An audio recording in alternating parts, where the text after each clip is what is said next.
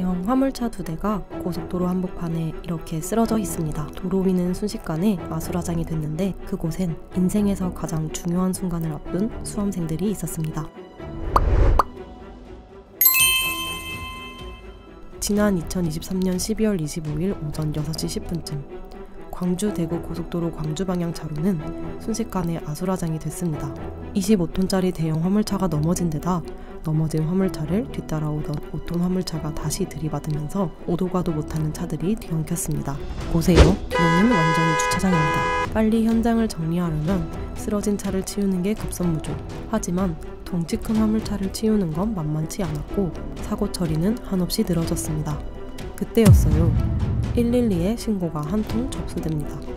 딸이 중등 임용고시를 보러 가다 사고 현장에 고립돼 옴짝달싹 못하고 있다는 내용이었어요.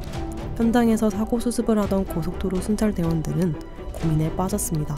사고 수습에 정신이 없었지만 인생이 걸린 청년도 어떻게든 도와야 한다고 생각했거든요. 하지만 이렇게 꽉 막힌 도로에서 대체 어떡해요? 이제 어떻게든 임용고시는 보게 해야 되니까 대장님도 계셨고요. 머리를 맞대고 판단한 결과 이거는 정상적으로는 할 수가 없는 상황이니까.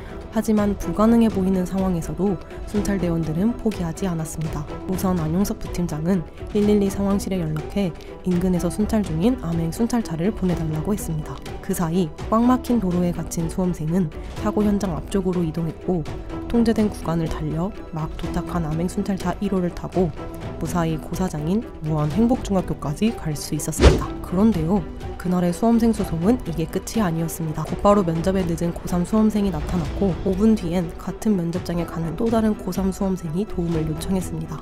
고등학교 3학년인데 이분이 이제 뛰어와서 강주교대 수능 면접장이 8시까지 가야 된다. 그래서 암행 2호차를 보내가지고 이분을 또 실었어요. 그러니까 경찰들은 안 그래도 바쁘고 정신없는 사고 현장에서 무려 3명의 수험생들을 실어 나른 겁니다.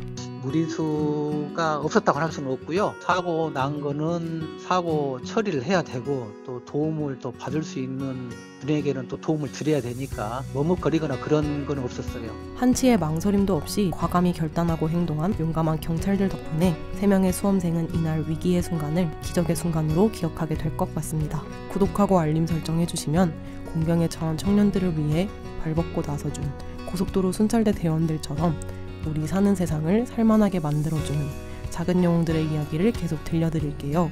오늘도 영상 봐주셔서 감사합니다.